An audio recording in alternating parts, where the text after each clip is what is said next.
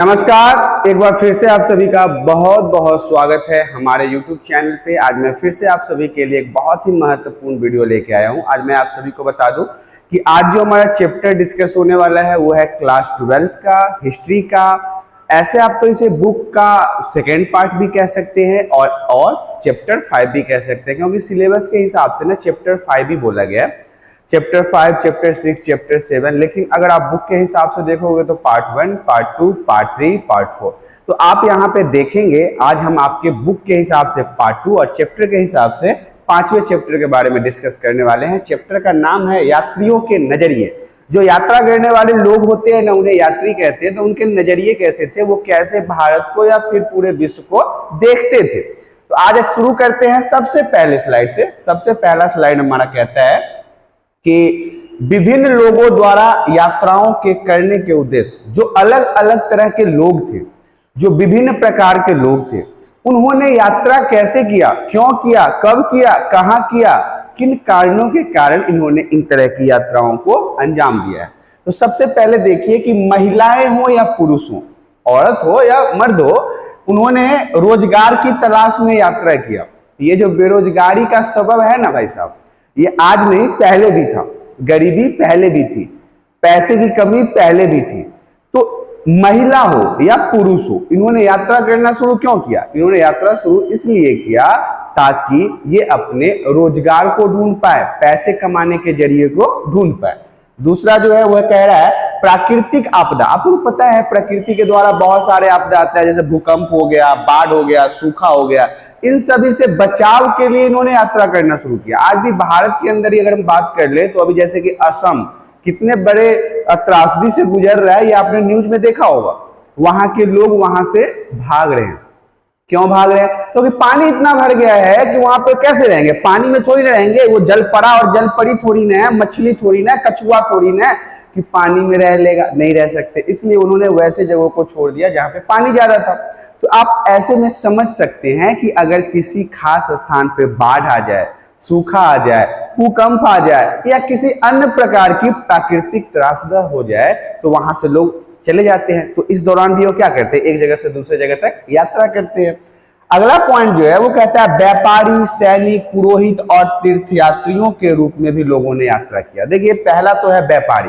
जो व्यापार करते हैं, जो बिजनेस करते हैं, वो उस समय क्या करते थे, एक जगह से दूसरी जगह जाके व्यापार करते थे, बिजनेस करते थे। आज भी आपने देखा है ना कि हमारे भारत के लोग, भारत के अंदर ही बहुत तरह के राज्य हैं जहां पे वो लोग जाते हैं, व्यापार करते हैं। इसके अलावा वो विदेश भी जाते हैं। वो चाइना जाते हैं, जापान जाते हैं, थाईलैंड जाते हैं। थाईलैंड कुछ और करने के लिए जाते हैं, लेकिन जाते हैं कि हम यहाँ से व्यापार करने जा रहे हैं, कोई बात नहीं। सैनिकों की अगर बात कर ली जाए तो राजा के आदेश को मान के ये एक जगह से दूसरी जगह जाते थे, यात्रा ही करना हुआ। या मतलब आप कह दीजिए कि कहीं युद्ध हो गया, अब लंबे समय की लंबे दूरी को तय करना है, वो भी तो एक प्रकार का यात्रा है। तो ऐसे यात्रा सैनिकों के द्वारा तय किया जाता था। आगे है पुरोहित। पंडितों ने बहुत जगह के यात्राओं को, तीर्थों को घूमा है, मंदिरों को घूमा है, तो ये भी एक प्रकार का यात्रा है। तो इस तरह से आपने देखा कि कैसे लोगों ने यात्रा शुरू किया, किन कारणों से किया। साहस की भावना से प्रेरित होकर भी लोगों ने यात्रा किया है। अब इन सभी से परे एक हम बात बताते हैं कि हमारे अंदर बहुत साहस है। मैंने कहा है कश्मीर जाएंगे घूमने, हमको आतंकवादी से डर नहीं लगता, तो हमने कश्मीर की तरफ मूव कर दिया। तो इससे क्या प्रतीत होता है कि हमारे अंदर साहस है, जो बिल्कुल नहीं है। मैं कश्मीर नहीं जाना चाहता हूँ।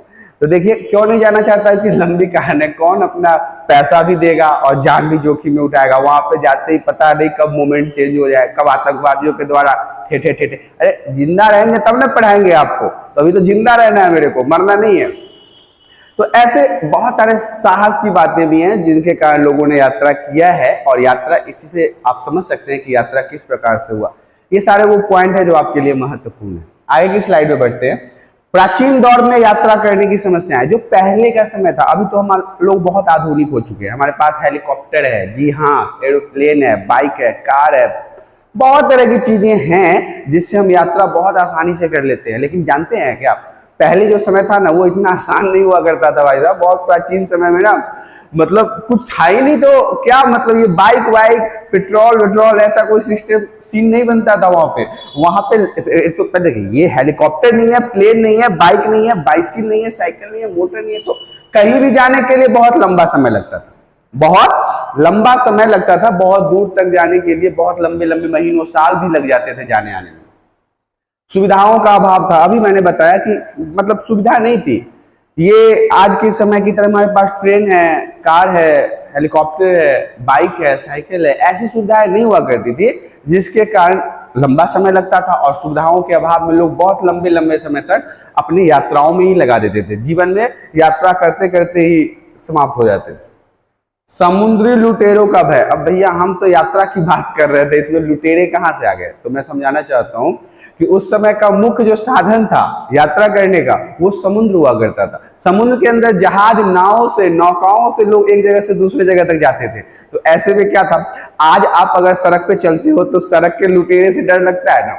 उस समय समुद्र में लोग चलते थे तो लुटेरा वहां भी हुआ करता था। समुद्र में लुटेरा वो क्या करते थे, समुद्र के लुटेरे जहाज लेके समुद्र के अंदर रहते थे, पानी के अंदर जहाज में बैठे रहते थे, भोजन, पानी, राशन, सिगरेट, दारू सब लेके बैठ जाते थे। और कोई भी जहाज अगर जाता था व्यापारियों को, कि ज्यादातर लोग तो उस समय व्यापारी तबके के लोग ही व्यापार करते थे, जाके पकड़ लिया, अरे भाई चाकू छुरी दिखा के ला, माल ला, हीरा ला, सोना ला, क्या खरीद के ला, लूट लेते थे।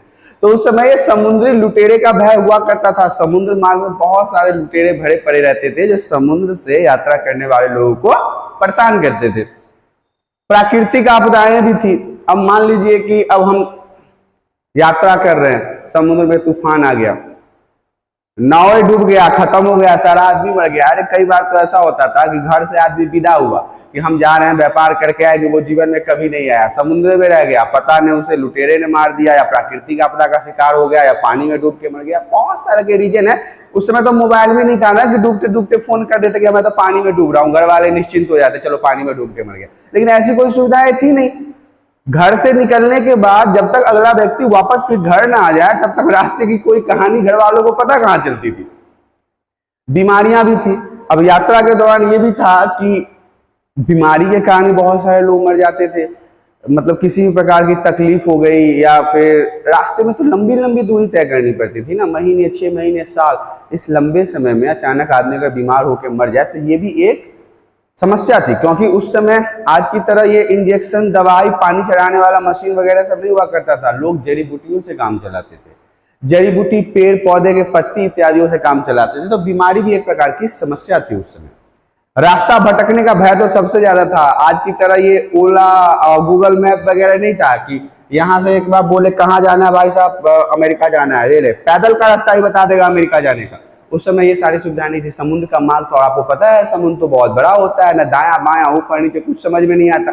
ऐसे में लोग अक्सर भटक जाते थे कि जाना कहीं और है, पहुंच कहीं और जाते थे। इसमें कई सारे शहर खोज लिए गए, कई सारे देश खोज लिए गए, भटकने भटकने के चक्कर में। चले थे अमेरिका के लिए, पहुंच गए जापान, चले थे जापान के लिए, पहुंच गए भारत, भारत पहुंच गए, कह रहे भाई ये भी देश है, यहाँ पे लोग है, चलो इसका नाम भारत रख दो। इस तरह की बातें हुआ करती थी। प्राचीन दौर में जो यात्रा लोग करते थे ना, तो ये सारे पॉइंट जो है उनके समस्या में आती थी। इंपोर्टेंट है, ध्यान से याद कर लीजिए। अगला तो भारत की यात्रा करने वाले मुख्य यात्री, जो भारत में, अब यात्रा तो आपको समझ में आ गया, यात्रा के दौरान होने वाली समस्या समझ में आ गई। अब भारत के जो मुख्य यात्री थे, जो उन्होंने भारत में यात्रा किया था, उनके बारे में भी जानना है। सबसे पहला है अल बिरूनी। अल बिरूनी ईरान का था, याद रखिएगा, ये ईरान का था। इब्न बतूता मोरक्को का था। मोरक्को एक जगह है।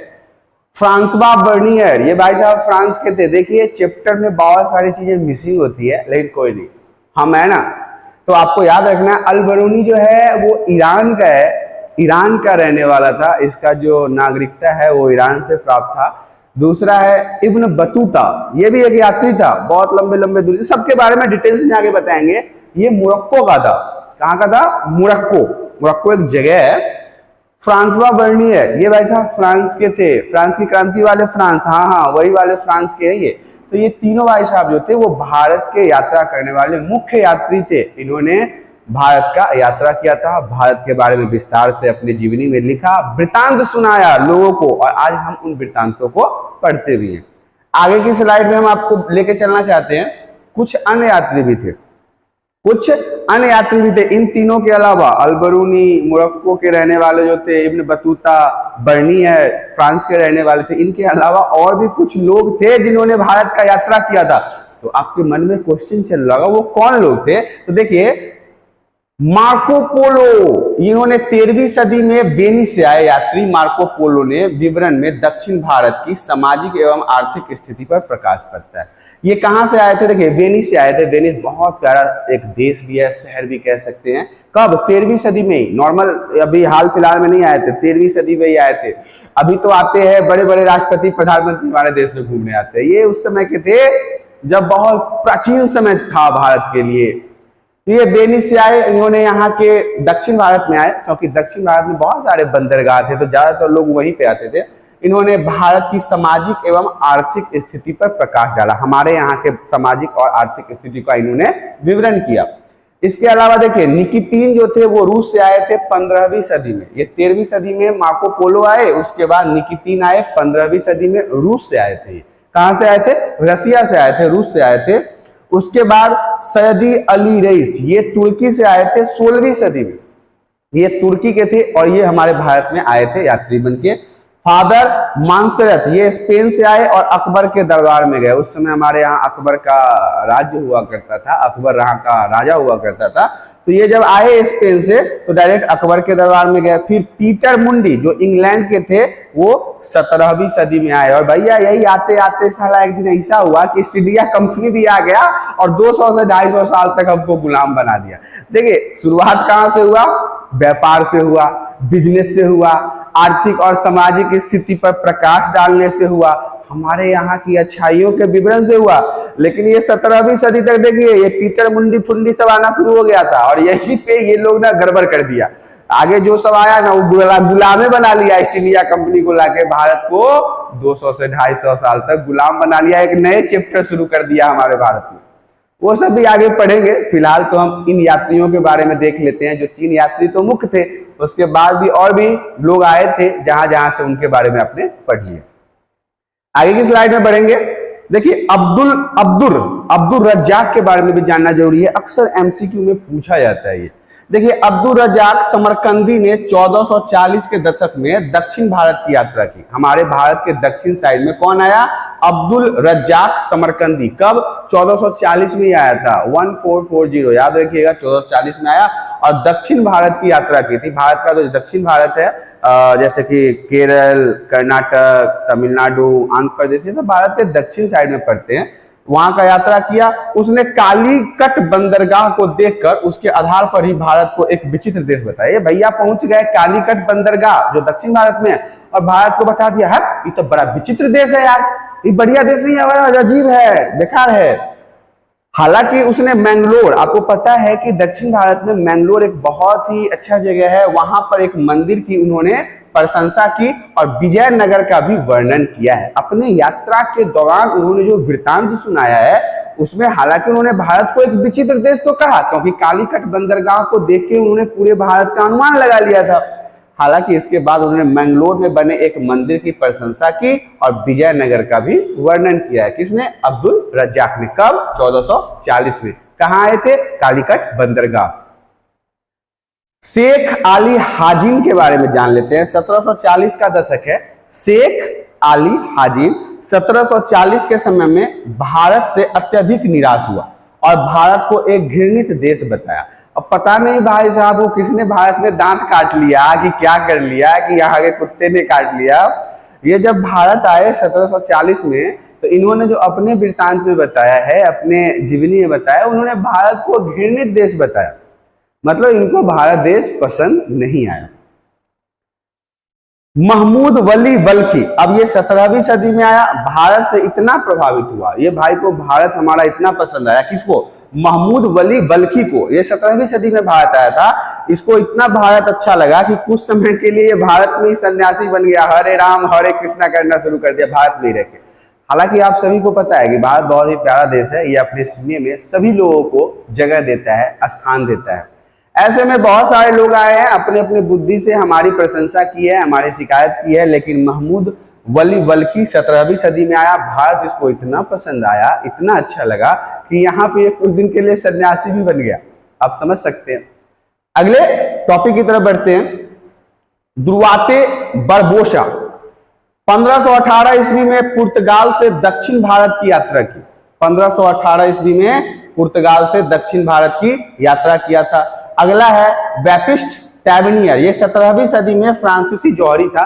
फ्रांस का जौहरी समझते हैं ना, वो जो गहने वगैरह बनाते हैं सोने चांदी हीरा मोती वगैरह से, तो उसे जौहरी कहते हैं। 17वीं सदी में यह फ्रांसीसी जौहरी था जो भारत आया, जिसने कम से कम भारत की 6 बार यात्रा की। इसका जरूर कोई अपना स्वार्थ रहा होगा, भारत से बहुत सोना चांदी लेके गया होगा, हमारा अनुमान है ऐसा, क्योंकि जौहरी है और आपको पता है कि हमारे भारत देश में रत्नों की कमी नहीं थी। और बार बार 6 बार यात्रा भी किया है, एक बार से मन नहीं भरा, 6 बार आया। कौन?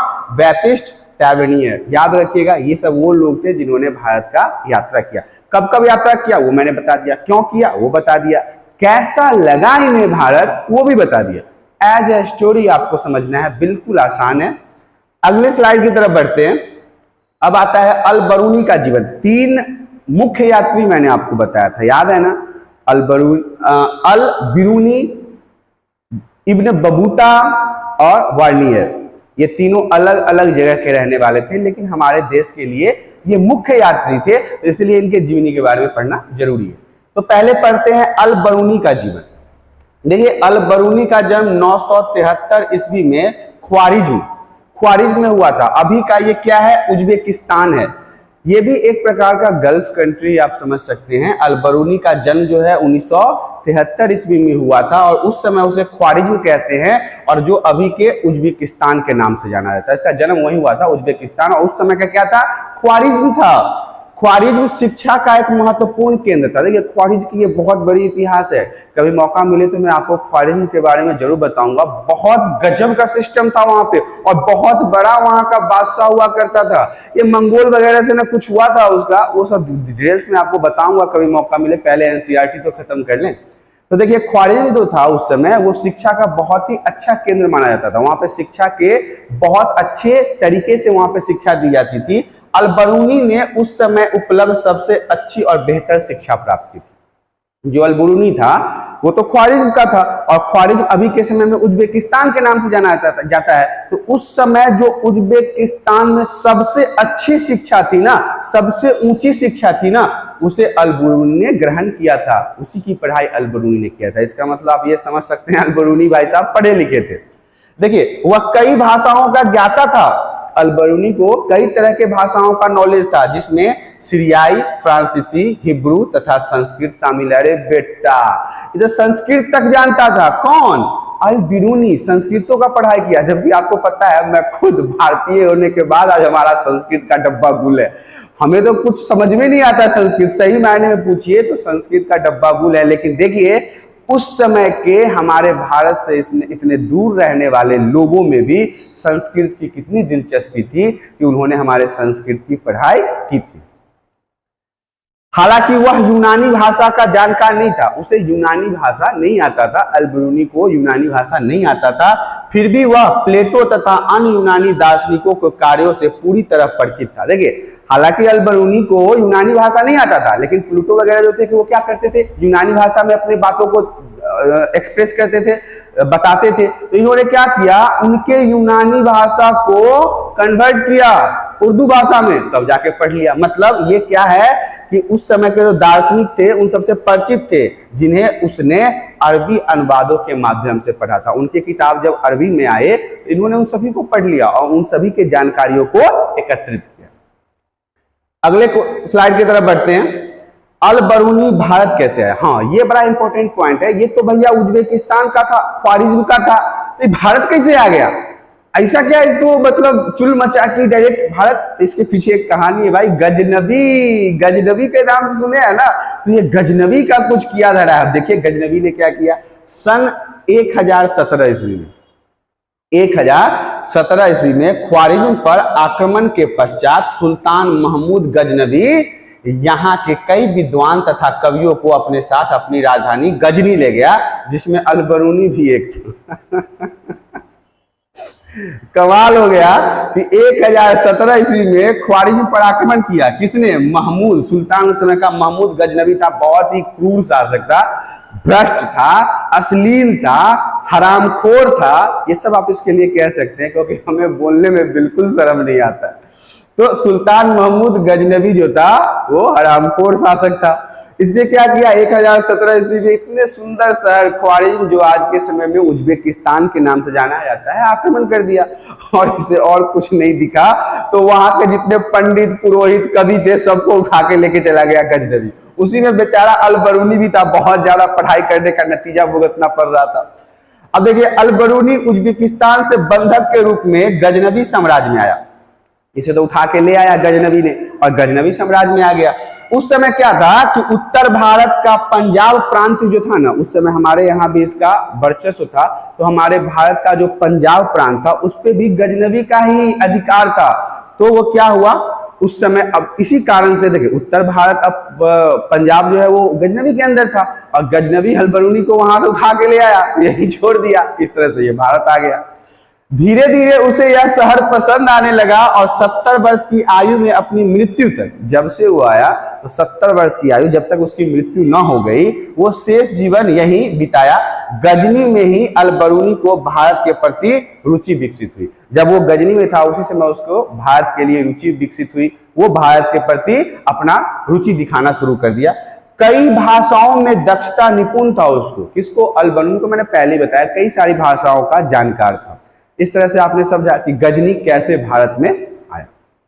अगले स्लाइड की तरफ बढ़ते हैं। अल बरूनी की यात्रा को देखते हैं। अल बरूनी की यात्रा की, भैया अल बरूनी अगर मुख्य यात्री था तो क्या ये केवल भारत का यात्रा किया था कि और भी जगहों पे गया, और भी जगहों का वर्णन बताएगा? तो जी नहीं, अल बरूनी केवल और केवल भारत का यात्रा न करके कई अन्य बहुत अच्छे जगहों पे ये गया और वहां की यात्राओं का वर्णन ये अपने किताबों में बताता है। इसका आप सोच रहे होंगे किताब कहां से आ गया? किताब का भी नाम है आगे, मैं आपको किताब के नाम के बारे में बताता हूं। हालांकि उसकी यात्रा कार्यक्रम स्पष्ट नहीं है। उसने कब, कहां, कैसे यात्रा किया ये स्पष्ट रूप से पता नहीं चलता, फिर भी प्रतीत होता है, ऐसा माना जाता है कि उसने पंजाब और उत्तर भारत के कई हिस्सों की यात्रा की थी। भारत के पंजाब का तो यात्रा किया, इसके अलावा उसने भारत के कई हिस्सों का भी मुआयना किया, यात्रा किया। अल बरूनी ने ब्राह्मण, पुरोहित तथा विद्वानों के साथ कई वर्ष बिताए। जब वो भारत आया पंजाब प्रांत में, उसके बाद उन्होंने क्या किया? ब्राह्मण, पुरोहित और विद्वानों के साथ कई वर्ष बिताए और संस्कृत, धर्म तथा दर्शन का ज्ञान प्राप्त किया। ज्ञानी तो था ही, और एक ज्ञानी आदमी का काम क्या होता है? वो जहां भी जाएगा एक ज्ञानी आदमी के साथ संपर्क बनाएगा, उनसे ज्ञान लेने की कोशिश करेगा। तो अल बरूनी तो पढ़ा लिखा था, ख्वारिज़्म का पढ़ा हुआ था, उज्बेकिस्तान का पढ़ा हुआ था, और उस समय के सबसे अव्वल नंबर की जो पढ़ाई हुआ करती थी उसे कर रखा था। तो जब वो भारत आया तो यहाँ के पुरोहित पंडितों से मिलके यहाँ से संस्कृत, आध्यात्म, दर्शन शास्त्र इत्यादियों का ज्ञान प्राप्त किया। उसके लिखने के समय यात्रा वृत्तांत अरबी साहित्य का एक मान्य हिस्सा बन चुके थे। जब वो लिखता था, जिस समय अल बरूनी के द्वारा लिखा जाता था, उस समय मुख्य भाषा क्या था? अरबी था, अरबी के द्वारा लिखा जाता था। और पश्चिम के सहारा रेगिस्तान से लेकर उत्तर में वोल्गा नदी तक फैले क्षेत्रों में उसने जो भी लिखा है, उसने जो अपना यात्रा वृत्तांत बताया है, उसमें पश्चिम में सहारा रेगिस्तान से लेकर उत्तर के वोल्गा नदी तक फैले क्षेत्रों के बारे में विस्तार से बताया। इसी से हमें पता चलता है ना कि ये केवल और केवल पंजाब नहीं, भारत के कई और हिस्सों का भी दौरा कर चुके थे। कौन? अल बरूनी। इस तरह से आपने अल बरूनी की यात्रा को समझा। आगे की तरफ बढ़ते हैं। अभी मैंने आपको बताया था ना कि उनके द्वारा लिखी गई पुस्तक क्या है, तो आ गया पुस्तक, किताब है उल हिंद। क्या है? उल हिंद। ध्यान से समझ लीजिएगा, उल हिंद अल बरूनी द्वारा अरबी में लिखी गई पुस्तक है। इसकी भाषा सरल एवं स्पष्ट है। अल बरूनी ने एक किताब लिखा जिसका नाम था उल हिंद।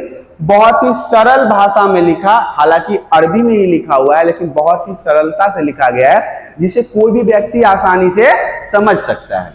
यह एक विस्तृत ग्रंथ है। क्या है? एक विस्तृत, बहुत बड़ा ग्रंथ है जो धर्म और दर्शन, त्योहार जैसे खगोल विज्ञान, रीति रिवाज तथा प्रथाओं, सामाजिक जीवन, भार तौल तथा माप विधि, मूर्ति कला, कानून, मापतंत्र, विज्ञान आदि विषयों के आधार पर 80 अध्यायों में विभाजित है। देखिए अल बरूनी जो किताब लिखा उसमें केवल और केवल इसने यात्रा वृत्तांत नहीं सुनाया है, उसमें बहुत सारी चीजों के बारे में बताया है, धर्म के बारे में बताया है, दर्शन के बारे में बताया है, भारत के त्योहारों के बारे में बताया है, खगोल विज्ञान के बारे में बताया है, यहाँ के रीति रिवाज संस्कृति के बारे में बताया है, प्रथाओं के बारे में बताया है, सामाजिक जीवन के बारे में बताया है, भार तौल तथा मापन विधि के बारे में बताया है, मूर्ति कला, कानून, मापतंत्र, विज्ञान आदि विषयों पर इसने 80 तरह के आधारों पर अपने पूरे किताबों को बांटा है। आगे की स्लाइड में बढ़ना चाहेंगे। अल बरूनी के लेखन कार्य की विशेषताएं। अल बरूनी ने जो लिखा है उसके लेखन कार्य की विशेषताएं क्या है? तो सबसे पहले बता दूं, अपने लेखन कार्य में उसने अरबी भाषा का प्रयोग किया। शुरुआत से ही हम यही पढ़ते आए हैं कि अल बरूनी के जितने भी लिखे हुए चीजें हैं वो किस भाषा में है? अरबी भाषा में है। उसके ग्रंथों में दंत कथाओं से लेकर खगोल विज्ञान और चिकित्सा संबंधी कृतियां भी शामिल है। उसने जो अपनी किताबें लिखी है उसमें दंत कथा मतलब कथा जो है कहानियां हैं, और खगोल विज्ञान और चिकित्सा मतलब दवाई औषधि से संबंधित चीजों को भी शामिल किया है। किसने? अल बरूनी ने, उल हिंद के किताब में। प्रत्येक अध्याय में एक विशिष्ट शैली का प्रयोग किया गया है, जिसमें आरंभ में एक प्रश्न होता था, एक क्वेश्चन आरंभ में होता था और उसी क्वेश्चन से रिलेटेड आंसर उस पूरे अध्याय में दिया रहता था। फिर संस्कृतवादी परंपराओं पर आधारित वर्णन मतलब विस्तार से बताया जाता था, और अंत में अन्य संस्कृतियों के साथ एक तुलना किया जाता था। इन्होंने जो किताब लिखा उसमें ऊपर सबसे पहले ये क्या करते थे? एक क्वेश्चन कर देते थे उस टॉपिक से रिलेटेड, फिर उसको वृत्तांत में बताते थे, और लास्ट में फिर दूसरे संस्कृतियों के साथ उसे कंपेयर करते थे कि बढ़िया कौन था, भारत का था, उज्बेकिस्तान का था, या फिर मंगोलों का था, इत्यादि इत्यादि। इस तरह से वो कंपेयर करते थे ताकि लोगों को समझ में आए। ये कंपेयर करने वाला तरीका मुझे पसंद आया। आगे की स्लाइड में बढ़ते हैं। अल बरूनी की जाति व्यवस्था का विवरण। अल बरूनी ने जो जाति व्यवस्था के बारे में बताया है उसके बारे में भी जान लेते हैं। अल बरूनी द्वारा जाति व्यवस्था का विवरण दिया गया है। उसके अनुसार भारत में 4 सामाजिक वर्ण थे। हालांकि यह दिखाना चाहता था कि फारस में भी 4 सामाजिक वर्ण को मान्यता थी। उस समय हमारे भारत में 4 वर्णों का बताया गया है अल बरूनी के द्वारा। साथ ही साथ उनके लिखने का मकसद भी ये था कि अगर फारस की बात कर ली जाए तो वहां भी 4 वर्ण ही मौजूद थे। तो वो कौन कौन से वर्ण थे? पहला तो घुड़सवार तथा शासक वर्ण, जिसे हम क्षत्रिय के नाम से जानते हैं। भिक्षु, पुरोहित तथा चिकित्सक जो ब्राह्मण हुआ करते थे। खगोल शास्त्री एवं अन्य वैज्ञानिक, और कृषि तथा शिल्पकार। ये 4 वर्ग में हमारे यहाँ भारत की जातियों को बांटा गया था। इंपॉर्टेंट है, समझ लीजिएगा कि अल बरूनी ने जो हमारे भारतीय जाति को बांटा है वो 4 भागों में बांटा है। हालांकि उनका ये भी करना था, ऐसा जो है वो फारस में भी है। फारस में भी 4 सामाजिक वर्ण को ही मान्यता थी, और ऐसा ही हमारे भारत में भी हुआ करता था। जो ये 4 वर्ण है आप इसे ध्यान समझ लीजिए, ये सारे इंपॉर्टेंट है। आगे की स्लाइड में बढ़ते हैं। इब्न बतूता का जीवन। देखिए अल बरूनी तो हो गया, अब इब्न बतूता आ गया। मैंने आपको 3 मुख्य यात्रियों के बारे में बताया था ना, तो पहला हमारा समाप्त हो चुका है। अब हम इब्न बतूता के बारे में पढ़ेंगे। देखिए इब्न बतूता द्वारा अरबी भाषा में लिखा गया उसका यात्रा वृत्तांत, जिसे रिहला कहा जाता है। इब्न बतूता ने अपने यात्रा का वृत्तांत अरबी में तो लिखा गया है, लेकिन जिस पुस्तक में लिखा है उस पुस्तक को क्या कहते हैं? रिहला। ध्यान समझिएगा, ये रिहला है। रिहला उस पुस्तक का नाम है जिसे इब्न बतूता ने अपने जीवन के यात्रा वृत्तांत को पूरे विस्तार से लिखा है। 14वीं शताब्दी में भारतीय उपमहाद्वीप के सामाजिक तथा सांस्कृतिक जीवन के विषय में बहुत ही प्रचुर तथा रोचक जानकारियां देता है। इसका जो ये किताब है रिहला, इसमें क्या है? 14वीं शताब्दी के समय में बहुत तरह की सामाजिक, सांस्कृतिक, जातीय, हमारी आर्थिक व्यवस्था का विस्तार से जानकारी मिलता है। किस बुक में? रिहला में। किसने लिखा था? इब्न बतूता ने लिखा था। इसके अलावा मैं बता दूं, इसका जन्म जो है वो तेजियर में हुआ था, जो मोरक्को में है। मोरक्को मैंने बताया था ना कि इब्न बतूता जो है वो कहां का रहने वाला है? मोरक्को का रहने वाला है। यह इस्लामी कानून तथा शरिया पर अपने इसका जो मतलब जीवन था वो इस्लामी था, क्योंकि ये मुसलमान था, और मुसलमान में एक शरिया होता है, इसके बारे में मैं कभी आपको विस्तार से बताऊंगा। शरिया पर अपनी विशेषताओं के लिए प्रसिद्ध था। अपने परिवार की परंपरा के अनुसार इब्न बतूता ने कम उम्र में ही साहित्यिक तथा शास्त्ररूढ़ शिक्षा हासिल की। इसने बहुत कम उम्र में ही शास्त्र और साहित्यिक शिक्षा को प्राप्त करना शुरू कर दिया। इब्न बतूता पुस्तकों के स्थान पर यात्राओं से अर्जित अनुभवों को ज्ञान का अधिक महत्वपूर्ण स्रोत मानता था। इब्न बतूता जो था वो दूसरों के द्वारा बताए गए जानकारियों पे नहीं चलता था। इसका मानना था कि मैं खुद यात्रा करूंगा और यात्रा के दौरान जानकारियों को उठाऊंगा, उसके बाद में उसे वृत्तांत से बताऊंगा। और ऐसा ही इसने किया। इब्न बतूता जो था वो बहुत जगह पे घूमने गया, वहां से जानकारियां इकट्ठा की, उन सभी को इकट्ठा करके अपने जीवनी में लिखा, और उसी पुस्तक का नाम हम रिहला के नाम से जानते हैं। एक स्लाइड में बढ़ते हैं। इब्न बतूता की यात्रा के बारे में पढ़ लेते हैं। इब्न बतूता का जन्म वगैरह कैसे पढ़ाई हुआ, कहाँ जन्म हुआ, इस्लाम था, शरिया कानून का मानने वाला था, इस सब के बारे में तो हमने पढ़ लिया है। अब हम इब्न बतूता की यात्रा के बारे में बात लेते हैं कि अपने जन्म स्थान से जो बिना किसी सहयात्री के, बिना अकेले ही भारत की यात्री पर निकल पड़ा। भाई एक तो मैं आपको बता दूं कि ये जिद्दी यात्री था, बहुत ही जिद्दी यात्री था। ये अपने जन्म स्थान पर, जहां पर ये जन्म लिया था तेजियर में, मोरक्को में, वहां से बिना किसी दोस्त महीन फैमिली को लिए बिना ही भारत के लिए रवाना हो गया। 1332 से 1333 ईस्वी की बात है, 13वीं सदी की बात है। बताया था ना 13वीं सदी, मोरक्को, इब्न बतूता बहुत जिद्दी यात्री। इस तरह से आपने देखा कि अकेले ही भारत की यात्रा पर यह बंदा निकल गया। भारत प्रस्थान से मतलब भारत की ओर आने से पहले ये कहां गया? मक्का गया, सीरिया गया, फारस गया, यमन गया, ओमान गया, पूर्वी अफ्रीका के अनेक तटीय बंदरगाहों की यात्रा कर चुका था। जब ये भारत के लिए निकला 1332 से 1333 ईस्वी में, इससे पहले ये बहुत और जगहों पे घूम चुका था। मक्का, सीरिया, फारस, यमन, ओमान, पूर्वी अफ्रीका के अनेक तटीय बंदरगाहों का यात्रा कर चुका था। तटीय बंदरगाह का मतलब समझते हैं? ये जितने भी नाम मैंने बताया ना, इसके किनारे पे जो बंदरगाह था ना, वहां जाके घूमना। अब जैसे ये कुछ लोग हमारे भारत में आए तो वो कालीगंगा के कालीघाट के बंदरगाह पे आए, तो वहां से पूरे भारत को जानना तो मुश्किल है ना, कहां वो और पूरा भारत कहां। तो ये सभी जो यात्री थे वो तटीय स्थान पर, क्योंकि पूरा देश घूमने में तो इनको बहुत समय लग जाता ना, तो इसलिए वो तटीय स्थान पर घूमते, मतलब किनारे स्थानों पर घूमते थे। इसके बाद मध्य एशिया के रास्ते होकर इब्न बतूता ने 1333 ईस्वी में स्थल मार्ग से सिंध पहुंचा। स्थल मार्ग से, पानी वाले मार्ग से नहीं, स्थल मार्ग से सिंध पहुंचा। मोहम्मद बिन तुगलक ने उसे दिल्ली का काजी नियुक्त किया। मोहम्मद बिन तुगलक का शासन था, उसने उसे काजी नियुक्त किया। इब्न बतूता इस पर अनेक वर्षों तक रहा, बहुत दिनों तक वह काजी का पदभार संभाला हमारे भारत में। फिर सुल्तान का विश्वास खो दिया, कुछ सुल्तान से उसका खटपट हो गया, सुल्तान के साथ कुछ खटपट हो गया, सुल्तान ने उसे वापस जेल में डाल दिया, लेकिन कुछ समय के बाद फिर से उसे काजी बना दिया गया था। तो ये इब्न बतूता की यात्रा थी। इब्न बतूता का यात्रा जो भारत में हुआ था उसके बारे में मैंने आपको बताया। आगे की स्लाइड में बढ़ते हैं। उन दिनों यात्रा करना आसान नहीं था, ये सारी बातें हमने आपको तो बताया है, इतना आसान नहीं था यात्रा करना, सुरक्षित भी नहीं था। इब्न बतूता ने कई बार डाकुओं के हमले को झेला, यही कारण है कि वह अपने साथियों के साथ कारवां में चलना पसंद करता था। कई बार इब्न बतूता को क्या हुआ कि डाकुओं ने घेरा, छीन झपट किया, मारपीट भी किया होगा, नहीं बताया है अपने पुस्तक में, कोई नहीं, हम बताए थे, मारा तो जरूर होगा। डाकू पकड़ेगा, छोड़ देगा, इसे ही पेला होगा इसको। इसके बाद इसने क्या किया, झुंड में चलना शुरू किया, अकेले आना जाना, बहुत जिद्दी था, एक दो बार पकड़ के पेल दिया होगा समुद्र में डाकू वाकू। उसके बाद ये क्या किया, कारवां में चलना पसंद करता था, मतलब भीड़ भाड़ में 10 आदमी, 20 आदमी, 50 आदमी के कारवां में जाता था।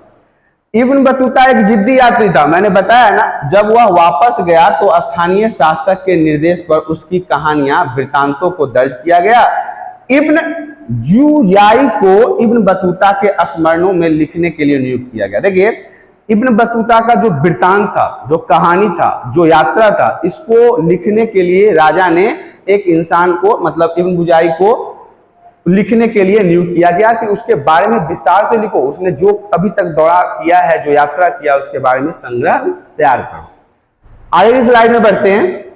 नारियल और पान, दो यहाँ पे इंपॉर्टेंट पॉइंट आ गए हैं। आप लोग सोच रहे होंगे यार ये हिस्ट्री में नारियल और पान कहां से आ गया। तो इब्न बतूता जो था ना, जो यात्री था, मुख्य यात्री था, वो नारियल वारियल के बारे में नहीं जानता था। वो जब भारत आया तो पेड़ देखा, पेड़ में इतना इतना बड़ा फल देखा, टेंशन में आ गया। वो कहता है एक प्रकृति के विषमकारी, मतलब आश्चर्यचकित वृक्षों के रूप में किया है कि भाई क्या है ये, एक लंबा सा पेड़, उसमें इतना इतना बड़ा फल, कहीं तोड़ के खाया होगा तो दांतों टूट गया होगा इसका। भारतीय इसमें रस्सी बनाते थे या लोहे के कीलों की बजाय इसको जहाज को सिलते थे। नारियल की रस्सी होती है, याद है ना आपको पता होगा। तो वो एक इसे विषम आश्चर्यचकित प्रकृति का देन समझता था कि भाई क्या है ये नारियल का पेड़ को वो अजीब समझता था। उस समय उसने बताया कि भारत के लोग जो थे इसे रस्सी बनाते थे, नारियल का रस्सी बनता है, या फिर जहाजों को बांधने के रूप में इसका कार्य लेते थे। अब पान की बात कर लेते हैं। पान तो खाते होंगे या खाए होंगे, जीवन में कभी ना कभी तो पान खाए होंगे, हमने भी कई बार खाया है। इब्न बतूता जो है वो पान का वर्णन भी करता है, कहता है कि पान की जो पेड़ है उसमें कोई फल नहीं होता, उसमें कोई फल फूल नहीं होता, इसकी खेती यहाँ पे लोग सिर्फ पत्तों के लिए करते हैं। अरे वो कहावत है, बंदर क्या जानने गया अदरक का स्वाद, वही बात है यहाँ पे, केवल पत्तियों के लिए इसे उगाया जाता था, वह नारियल एवं पान से पहले परिचित नहीं थे।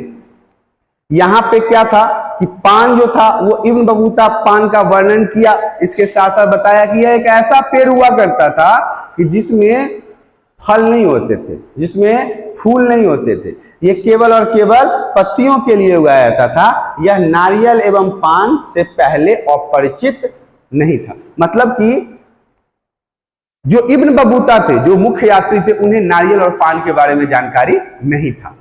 आगे की स्लाइड में बढ़ते हैं।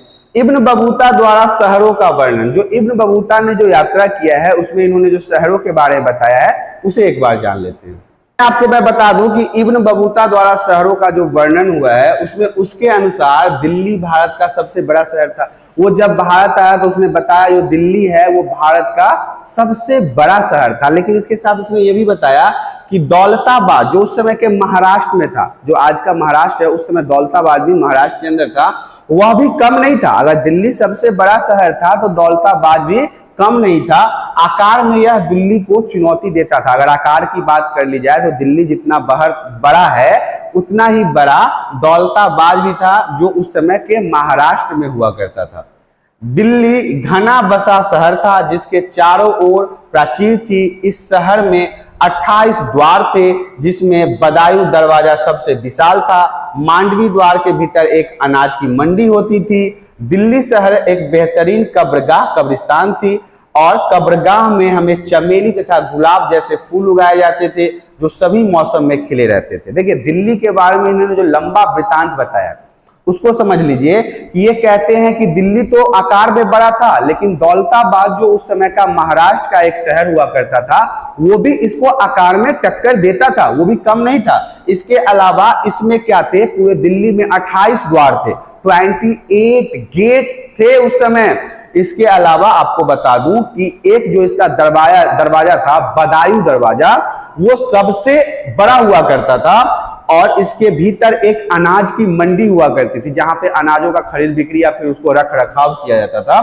दिल्ली शहर एक बेहतरीन कब्रिस्तान भी था। कब्रगाह में हमेशा चमेली और गुलाब जैसे फूल लगे होते थे और कहा जाता है कि ये सभी मौसम में यहाँ पे खिलते थे। किस चीज के फूल? तो चमेली और गुलाब के फूल। अधिकांश शहरों में एक मस्जिद तथा मंदिर होता था। जितने भी शहर थे उस समय के, जितने भी सिटीज थे, उन सभी शहरों में मंदिर और मस्जिद हुआ करते थे। इसके अलावा बंद नगरों में नर्तकों, संगीतकार और गायकों के सार्वजनिक प्रदर्शन के लिए स्थान भी हुआ करता था। जो शहर बंद था, जो मतलब शहर थे, उनके अंदर क्या हुआ करते थे कि नाच गाने का भी एक सिस्टम हुआ करता था। एक ऐसा स्थान बनाया गया था जहां पे नर्तकियां डांस करती थी और पूरा समाज उसे देखता था। एक सार्वजनिक स्थान बनाया गया था जहां पे ये सब कलाकृतियां देखने को मिलती थी। इब्न बतूता के शहरों की समृद्धि का वर्णन करने में अधिक रुचि नहीं थी। अब देखिए, अब जो इब्न बतूता थे वो शहरों के बारे में ज्यादा बताने की रुचि नहीं रखते थे, क्योंकि ये इनके पुस्तकों से ही पता चलता है कि इन्होंने शहरों के बारे में ज्यादा विस्तार से नहीं बताया। ये वृत्तांत बताते थे, अपने यात्रा का वृत्तांत बताते थे, देश के बारे में बताते थे, लेकिन स्पेशली अगर शहरों की बात की जाए तो उनमें इनकी अधिक रुचि नहीं हुआ करती थी। इब्न बतूता के द्वारा ऐसे शहरों का विस्तार से वर्णन किया गया है।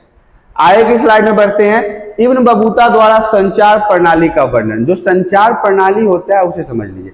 संचार प्रणाली का मतलब होता है कि संचार की व्यवस्था, मतलब एक जगह से दूसरे जगह तक किसी चीज को पहुंचाना है तो वो किन किन चीजों से पहुंचाई जाती थी। वो घोड़े से पहुंचाई जाती थी, हेलीकॉप्टर से पहुंचाई जाती थी, मोटर बाइक से पहुंचाया जाता था या पैदल यात्रियों के द्वारा पहुंचाया जाता था।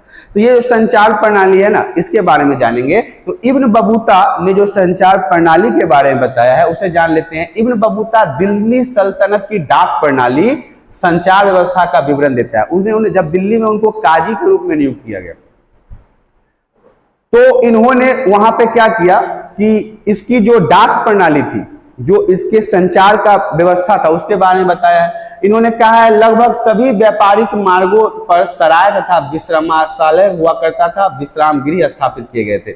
जितने भी व्यापारिक मार्ग थे, जहां से व्यापार होता था, जहां से बिजनेस होता था, उन सभी जगहों पर विश्राम मतलब रुकने के लिए, आराम करने के लिए जगह बनाए गए थे।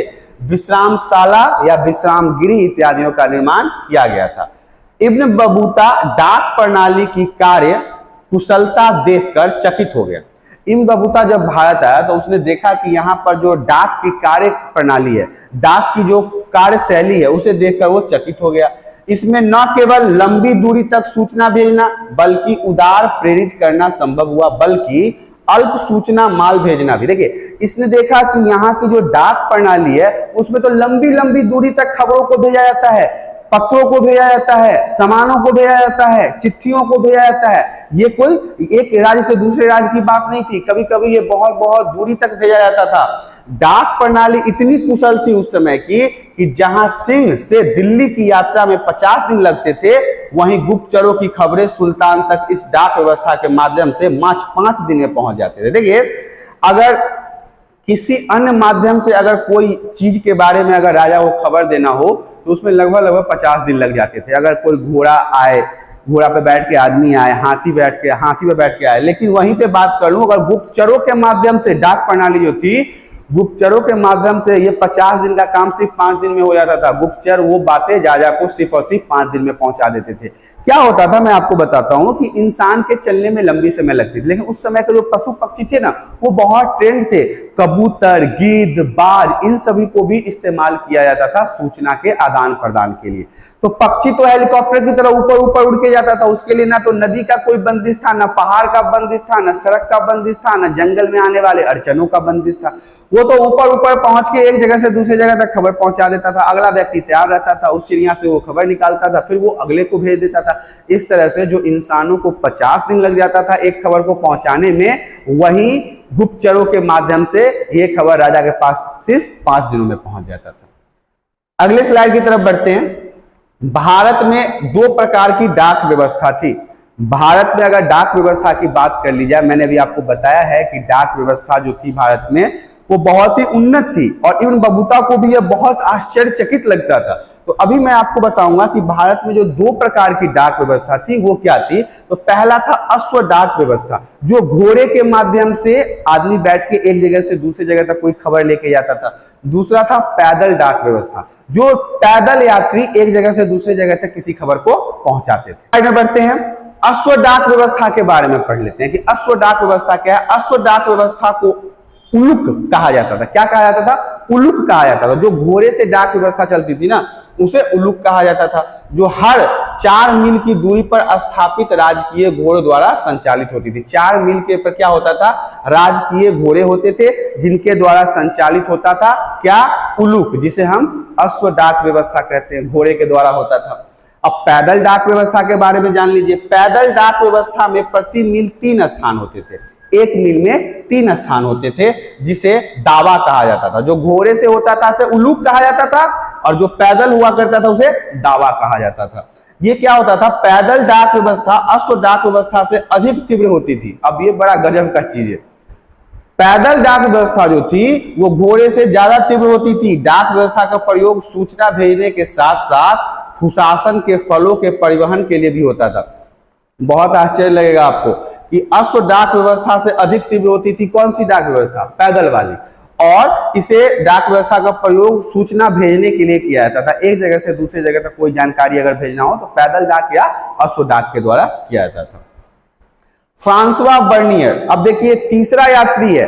पहला हमारा अल-बिरूनी हो गया, दूसरा हमारा इब्न बतूता हो गया, और तीसरा जो है वो फ्रांसवा बर्नियर है। ये कहाँ का रहने वाला था? फ्रांस का रहने वाला था।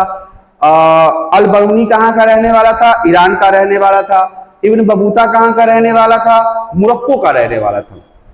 तो फ्रांस बर्नियर जो है वो फ्रांस का रहने वाला था। फ्रांसीसी चिकित्सक, राजनीतिक, दार्शनिक तथा इतिहासकार था। एक चिकित्सक भी था, मतलब एक डॉक्टर भी था, दार्शनिक तो था ही, और इतिहासकार भी था। फ्रांसवा बर्नियर 1656 ईस्वी से 1668 ईस्वी तक 12 वर्ष मुगल दरबार में रहा। क्या हुआ कि फ्रांसवा जो था, जो फ्रांस का रहने वाला था, वो 1656 ईस्वी से 1668 तक, मतलब 12 वर्षों तक मुगल दरबार में रहा। पहले शाहजहां के ज्येष्ठ पुत्र दारा शिकोह के चिकित्सा के रूप में, बाद में मुगल दरबार के एक अमीर दानिशमंद खान के साथ एक बुद्धिजीवी तथा वैज्ञानिक के रूप में रहा। यहाँ पे समझिएगा, सबसे पहले जो ये रहा है वो रहा है शाहजहां के सबसे बड़े पुत्र का नाम था दारा शिकोह। उसके यहाँ ये डॉक्टर, मतलब फैमिली डॉक्टर आज भी होता है, तो चिकित्सक के रूप में काम किया। उसके बाद इसने उस समय के अमीर, दरबार का एक अमीर व्यक्ति था जिसका नाम था दानिशमंद खान, उसके साथ भी रहा। तो ये 12 सालों तक मुगलों के साथ भारत में रहा। बर्नियर की लिखित पुस्तक जो है वो travel in the Mughal empire है, इसका नाम है। जो बर्नियर ने किताब लिखी है उसका नाम है travels in the Mughal empire. ये किताब किसके द्वारा लिखा गया है? बर्नियर के द्वारा लिखा गया है। कब तक रहा भारत में? 12 वर्षों तक। कब से कब तक? 1656 ईस्वी से 1668 ईस्वी तक। इसके अलावा कहां का रहने वाला था? फ्रांस का रहने वाला था। किस मुगल के साथ रहा? तो ये शाहजहां के सबसे बड़े पुत्र दारा शिकोह, उसके बाद वह उसी खानदान में एक अमीर व्यक्ति थे जिसका नाम था दानिशमंद खान, उनके साथ रहा। इस तरह से आपने फ्रांस बर्नियर, जो सबसे मुख्य तीसरे यात्री हुआ करते थे हमारे भारत के, उनके बारे में जाना। अब इसके बारे में आगे भी जानते हैं। आगे के पॉइंट में है बर्नियर की लेखन की विशेषताएं। बर्नियर जो फ्रांस का रहने वाला था, उसने जो लिखा है उसकी विशेषताएं क्या है, वो उसके लिखने का क्या अच्छा तरीका था, क्या तरीका था जिसके लिए बहुत ज्यादा चर्चित हुआ। क्योंकि यात्री तो बहुत सारे थे, लेकिन फिर भी हम 3 ही यात्रियों की ज्यादा चर्चा क्यों करते हैं? तो उनके लेखन और उनके वृत्तांत के बारे में जो जानकारी हमें मिलती है, इस कारण से हम उन्हें ज्यादा फॉलो अप देते हैं। उसने अपनी प्रमुख कृति को फ्रांस के शासक लुई 14वें को समर्पित किया। जो भी उसने लिखा, जो भी उसने भारत से जानकारियां प्राप्त की, वो फ्रांस के राजा उस समय के हुआ करते थे लुई 14वां, उसको जाके दे दिया। क्योंकि फ्रांस का रहने वाला ही था, तो अपने देश के प्रति देशभक्ति को दिखाते हुए उस समय के वर्तमान राजा जो फ्रांस के थे लुई 14वें। फ्रांस की क्रांति में हमने लुई 16वें के बारे में पढ़ा है, लेकिन उससे 2 पीछे लुई 14वें को जाके इसने समर्पित किया। प्रत्येक दृष्टांत में बर्नियर भारत की स्थिति को यूरोप से भिन्न दिखाता है। भारत और यूरोप के स्थिति को ये बहुत अलग अलग दिखाया, मतलब दोनों की मैचिंग नहीं है। साथ ही साथ बर्नियर के कार्य फ्रांस में 1670 ईस्वी से 1671 ईस्वी में प्रकाशित हुए और अगले 5 वर्षों के भीतर ही क्या किया? अंग्रेजी, डच, जापान तथा इतालवी भाषा में इसको अनुवाद किया। जो उसने लिखा उसे 5 वर्षों के भीतर ही अलग अलग भाषाओं में अनुवाद किया गया। बर्नियर ने कई बार मुगल सेना के साथ यात्रा भी किया है। बर्नियर ने कई बार मुगलों के साथ यात्रा भी किया है। एक बार वह कश्मीर भी गया। बर्नियर की कृति travel in the Mughal empire, Mughal बादशाहों के साथ की यात्रा का वर्णन है। जो इन्होंने मुगल यात्रा के साथ जो घूमा है, या उनके सेनाओं के साथ घूमा है, या फिर जो कश्मीर गया, इसके यात्रा का वृत्तांत इसने इसी पुस्तक में लिखा है जिसका नाम है travel in the Mughal empire. अब हम आगे की तरफ बढ़ते हैं। बर्नियर द्वारा भू स्वामित्व का वर्णन। बर्नियर जब भारत आया तो उसने यहाँ के जमींदारों का वर्णन कैसे किया है, भू स्वामित्वों का वर्णन कैसे किया है। तो देखिए, भू स्वामित्व के बारे में बर्नियर लिखता है कि यूरोप के विपरीत भारत में निजी भूमि स्वामित्व का अभाव था। मुगल सम्राट सारी भूमि का स्वामी था, जो इसे अपने अमीरों के बीच बांट देता था और जो अर्थव्यवस्था के लिए हानिकारक था। बर्नियर ने लिखा है कि उस समय हमारे भारत में निजी जमीन नहीं था, सारे जमीन पर मुगलों का अधिकार था। मुगलों ने उन सभी जमीनों पर कब्जा कर लिया और अपने अमीर साथियों के साथ उन सभी जमीनों को बांट दिया, जो कहीं ना कहीं भारत के अर्थव्यवस्था के लिए खराब माना जाता था। क्योंकि वो बड़े बड़े जो लोग थे, या फिर जिन जमीनों को मुगलों ने अपने अधीन कर लिया था, उस पर खेती नहीं होती थी और लंबे समय तक पड़े रहने के कारण वो खेत बंजर हो जाया करते थे और छोटे छोटे किसानों को खेती करने नहीं दिया जाता था। इस तरह से ये जो अर्थव्यवस्था के लिए था, ये हानिकारक था। ये कहा था बर्नियर ने, जो फ्रांस का यात्री था।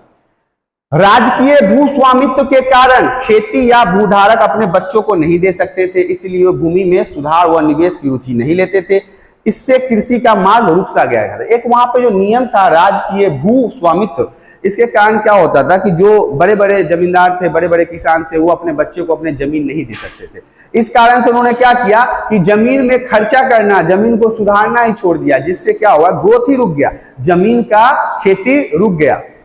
आगे की स्लाइड में बढ़ते हैं। बर्नियर द्वारा भारतीय समाज का वर्णन। बर्नियर ने जो भारतीय समाज के लिए वर्णन किया है, इसके बारे में भी जानना जरूरी है। बर्नियर लिखता है कि भारत के मध्य वर्ग नहीं था, भारत में मध्य वर्गीय लोग नहीं थे, भारत की खेती अच्छी नहीं थी, क्योंकि खेतियों को तो मुगलों ने हड़प लिया था, मुगलों ने अपने अंदर कर लिया था और बड़े बड़े जमींदारों, बड़े बड़े पूंजीपति लोगों को दे दिया था। कृषि योग्य भूमि का एक बड़ा हिस्सा कृषकों, श्रमिकों के अभाव में कृषि विहीन था और यहाँ की हवा दूषित थी। जब वहां पे कृषकों को जमीन दिया ही नहीं गया, खेती करने वाले लोगों को जमीन दिया ही नहीं गया, तो खेती होती नहीं थी, तो खेती बेकार पड़ी हुई थी और खेती न होने के कारण वहां की हवा भी जो थी वो दूषित हो गई थी। बर्नियर चेतावनी देता है कि यदि यूरोपीय शासकों ने मुगलों का अनुसरण किया तो यूरोप तबाह हो जाएगा। बर्नियर भारत की अधिकांश समस्याओं का जड़ें निजी भूस्वामित्व के अभाव को मानता था। बर्नियर ने कहा, जिस तरह से मुगल चल रहे हैं, जिस तरह से मुगलों ने आर्थिक व्यवस्था को भारत में चलाया है, इसी तरह से अगर यूरोप में भी चलाया जाए तो यूरोप बर्बाद हो जाएगा, क्योंकि भारत के अर्थव्यवस्था कमजोर होने के कारण वहां का निजी स्वामित्व, भूमि स्वामित्व न होना है। अगर यही रीति यूरोप में भी अपनाया जाएगा तो यूरोप बर्बाद हो जाएगा, क्योंकि बड़े बड़े किसान जमीन को रख लेंगे, खेती करेंगे नहीं, फसल उगेगा नहीं, तो जमीन भी बंजर होगा, हवा भी प्रदूषित होगा। भारत में तो ऐसा ही चल रहा था, मुगलों के द्वारा सारे जमीन को हड़प लिया गया था। इसके अलावा मैं बता दूं, आश्चर्य की बात यह है कि एक भी सरकारी मुगल दस्तावेज यह इंगित नहीं करता कि राज के भूमि का एकमात्र स्वामी था। अब देखिए, एक भी ऐसा पेपर नहीं मिला है, बर्नियर ने तो लिखा है इन सब चीजों को, लेकिन हमारे भारतीय इतिहास में एक भी ऐसा साक्ष्य नहीं है जिसमें यह पता चलता हो कि राज्य की भूमि का एकमात्र स्वामी था। जो राज था वही उन सभी जमीनों का मालिक हुआ करता था। इसका साक्ष्य नहीं मिला है, हालांकि बर्नियर ने अपने पुस्तक में इसका चर्चा किया है। आगे की स्लाइड में बढ़ते हैं। बर्नियर द्वारा शिल्पकारों का वर्णन। देखिए, बर्नियर ने शिल्पकारों का भी वर्णन किया, जो मूर्तियां बनाते थे उनका वर्णन किया है। उन्होंने कहा है, शिल्पकारों के संदर्भ में बर्नियर लिखता है कि शिल्पकार मूल रूप से आलसी होता था, मतलब लेजी बताया है। बर्नियर ने कहा कि शिल्पकार जो था वो आलसी था, लेजी था। जो भी निर्माण करता था वो अपनी आवश्यकताओं या अन्य बाध्यताओं के कारण करता था। शिल्पकारों के पास अपने उत्पादों को बेहतर बनाने की कोई प्रेरणा नहीं थी, क्योंकि मुनाफे का अधिग्रहण राज्य द्वारा किया जाता था, इसलिए उत्पादन हर जगह मुख्य था। हालांकि वह यह भी मानता था कि पूरे विश्व में बड़ी मात्रा में बहुमूल्य धातुएं भारत से आती है। देखिए, बर्नियर ने क्या कहा उसे अब समझ लीजिए। बर्नियर ने कहा कि शिल्पकार आलसी थे, वो इतना ही सामान बनाते थे जिससे उनका काम चल जाता था, फालतू नहीं बनाते थे, बाकी वो आलस में रहते थे। अगर वो सही तरीके से काम करते तो वो और ज्यादा पैसे कमा सकते थे, ऐसा बर्नियर का मानना था। इसलिए बर्नियर इन्हें आलसी कहते हैं कि ये उतने ही चीजों का उत्पादन करते थे जिससे इनकी आवश्यकताएं पूरी हो जाती थी। इसके अलावा वो ये भी मानते थे कि जितने भी बहुत प्रकार की रत्न हैं, हीरे जवाहरात या सोने चांदी या किसी प्रकार की धातु है, ये अधिकांश भारत में ही है और भारत से ही लाया जाता है। बर्नियर एकमात्र इतिहासकार था जो राजकीय कारखानों की कार्यप्रणाली का विस्तृत विवरण देता है। सिर्फ और सिर्फ बर्नियर ही वो इतिहासकार है, या फिर आप कह सकते हैं वृत्तांतवादी है, जिसने राजकीय कारखानों की कार्यप्रणालियों के बारे में अपने किताब में विस्तार से बताया है। तो बर्नियर ने इस तरह से शिल्पकारों को आलसी कहा, और आपने देखा कि कहा कि ये उतना ही काम करते थे जितना इनको आवश्यकता होता था। अपने अब ये भी तो मानते थे ना कि इनका जो मुनाफा ज्यादा होगा तो राजा उससे ज्यादा टैक्स वसूलेगा, इसलिए ज्यादा काम भी नहीं करते थे। और सही बात है, अगर हम बहुत मेहनत करते हैं तो इससे फायदा तो राजा को हो रहा था, उस समय के मुगल शासक को हो रहा था। इसलिए ये आलसी बन के रहना चाहते थे, इतना ही काम करो जितना में अपना दाना पानी चल जाए, खाना राशन पानी आ जाए, बात खत्म। इस तरह से आपने बर्नियर द्वारा शिल्पकारों का वर्णन देखा। आगे की स्लाइड में बढ़ते हैं। बर्नियर द्वारा नगरों का वर्णन भी किया गया। इन्होंने नगरों का भी वर्णन किया है, ये एक पॉइंट है, आप इसे भी समझिए। नगरों के बारे में वह लिखता है कि 17वीं सदी में लगभग 15% भारतीय जनसंख्या नगरों में रहती थी। बहुत कम जनसंख्या उस समय नगरों में रहा करती थी। अनुपात उस समय यूरोप से अधिक या इसके बावजूद भी वर्णीय भारतीय नगरों के शिविर नगर कहते थे और राजकीय शिविरों पर निर्भर थे। देखिए उस समय जो इन्होंने कहा कि 15% जो लोग हैं वही नगरों में रहते हैं, बाकी लोग ग्रामीण क्षेत्रों में रहते हैं। इसके अलावा इन्होंने बताया कि यह जो अनुपात अगर बात की जाए तो यूरोप से अधिक था, या फिर इसके बावजूद भी वर्णीय भारतीय नगर जो यहाँ पे सिटीज थे उन्हें शिविर नगर कहते हैं या राजकीय शिविर कहते हैं, जिसपे यहाँ पे ये 15% जो लोग थे वो निर्भर रहा करते थे। दास और दासियों के बारे में भी जान लीजिए। उस समय दास और दासियों के बारे में भी बहुत विस्तार से जानकारियां मिलती है। कई सारे इतिहास के किताबों में ऐसी जानकारियां मिलती है जिस समय दास और दासियों के बारे में बताया जाता है। दास के बारे में हमने फ्रांसीसी क्रांति में भी पढ़ा था। फ्रांस के दौरान जो क्रांति हुई थी तो बर्नियर का भी तो लक्षण और गुणसूत्र कहीं ना कहीं फ्रांस से मिलता है ना। तो अब हम इसके बारे में जानते हैं। मध्यकाल के बाजार में खुलेआम दास बेचे एवं खरीदे जाते थे। जो मध्यकाल था उसमें दासों की बिक्री खुलेआम होती थी, दासियों की बिक्री खुलेआम होती थी, बेचे व खरीदे जाते थे। दास आप समझते हैं ना, दास के बारे में मैंने बताया है। आपने पहले वाले चैप्टर्स नहीं देखे हैं तो जरूर देखें, उसमें मैंने दास और दासियों के बारे में विस्तार से बताया है। इसके अलावा सुल्तान महमूद बिन तुगलक को घोड़े, ऊंट तथा दास खरीदे इब्न बतूता बताता है। देखिए जो उस समय के महमूद बिन तुगलक थे उन्होंने वहां पे देखा है कि वहां के जो राजा हुआ करते थे वो घोड़े, ऊंट तथा दास खरीदते थे। मोहम्मद बिन तुगलक नसरुद्दीन नामक धर्मा प्रदेश में प्रवचन में इतना प्रभावित हुआ कि उसने 1 लाख टके तथा 200 दास दिए। एक ऐसे जगह पे पहुंचे तुगलक, उस समय के मुगल शासक, जो वहां के नसरुद्दीन नामक धर्मोपदेश मतलब धर्म के बारे में जो उपदेश दिया जा रहा था उससे प्रभावित हो गए। उससे ज्यादा इतने प्रभावित हो गए कि उन्होंने 1 लाख टके मतलब उस समय का जो करेंसी था 1 लाख टका और 200 दास गिफ्ट में दे दिया उस धर्म के उपदेश को सुन के। किसने? मोहम्मद बिन तुगलक ने।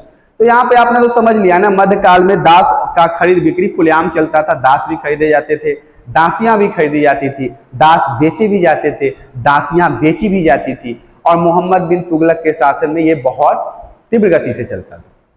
आगे की स्लाइड में बढ़ते हैं। दासों का निम्न उपयोग था। क्या क्या उपयोग था? अगर आप दास और दासियां खरीदते थे तो उससे क्या काम लेते थे, किस तरह का उपयोग उसका करते थे? सुल्तान के कुछ दासियां संगीत में निपुण थी। सुल्तान जो दास खरीदते थे वो गाने बजाने के काम में निपुण थी, इसलिए सुल्तान उससे खरीदता था कि उसका मन उसमें रमा रहे। अगर कभी मन न लगे तो बजा बेटा, नाच बसंती, नचाया गवाया। सुल्तान अपने अमीरों पर नजर रखने के लिए दासियों को भी नियुक्त करता था। अब देखिए अमीरों मतलब उसके जो अंदर में रहने वाले लोग थे या फिर उसके आप कहिए कि ऐसे लोग जिसपे उसका बनावट नहीं था उस पे भी वो दासियों को नियुक्त कर देता था ताकि उसकी खूबसूरती पर वो मोहित रहे, उसके साथ वो अपना रासलीला रचाता रहे और उसकी खबर को राजा के पास पहुंचाता रहे। दासों को सामान्यतः घरेलू श्रम के लिए भी इस्तेमाल किया जाता था। दास को खरीदा इसलिए जाता था ताकि घर का जो काम काज होता है, मतलब बहुत तरह के काम काज, राजा के घर के काम काज, साफ सफाई, फुलवारी बगवारी सब देखने के लिए भी दासों का इस्तेमाल किया जाता था।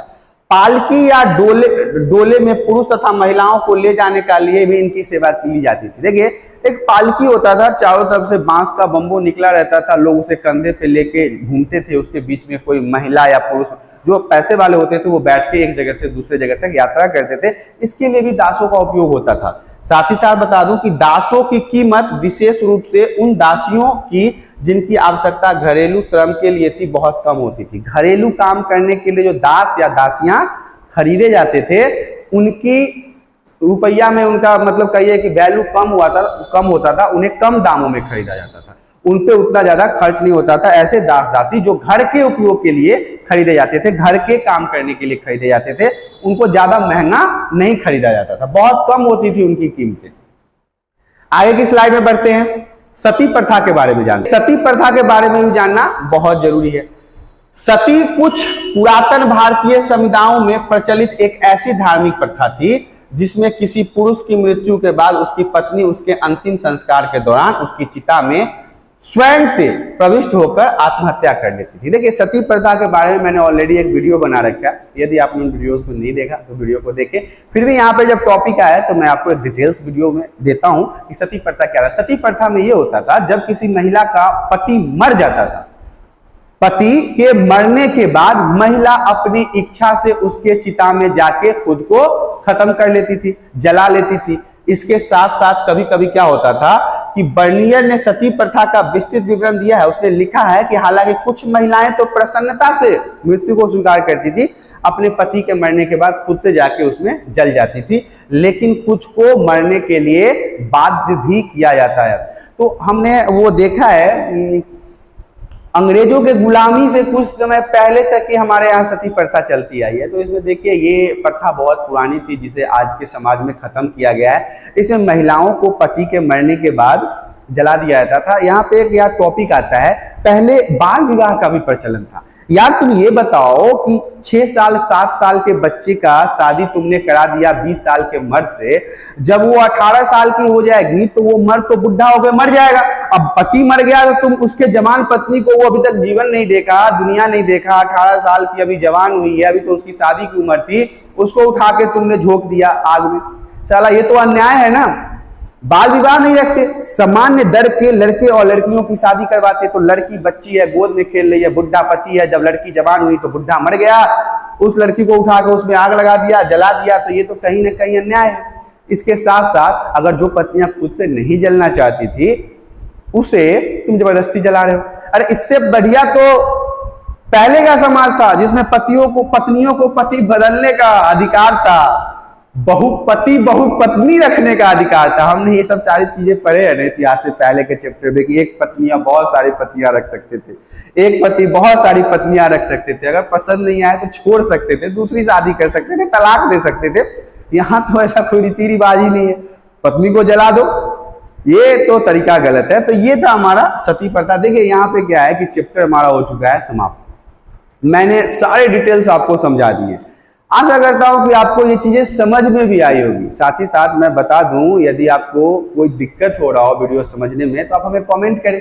आप जब कमेंट करेंगे तो हमें ये पता चल पाएगा कि आपको कौन सी चीजें समझ में नहीं आ रही है, किस स्लाइड में प्रॉब्लम है, किस पॉइंट में परेशानी आ रही है। इसके अलावा यदि यह वीडियो जो मैंने अभी बनाया है यह पसंद आती है तो आप इस वीडियो को लाइक करें। चैनल पे पहली बार आए हैं तो चैनल को सब्सक्राइब भी करें ताकि इसी तरह के एजुकेशनल वीडियो आपको हमेशा मिलती रहे। आज के लिए इतना ही, फिर रूबरू होंगे आपके साथ अगले वीडियो में। तब तक के लिए धन्यवाद।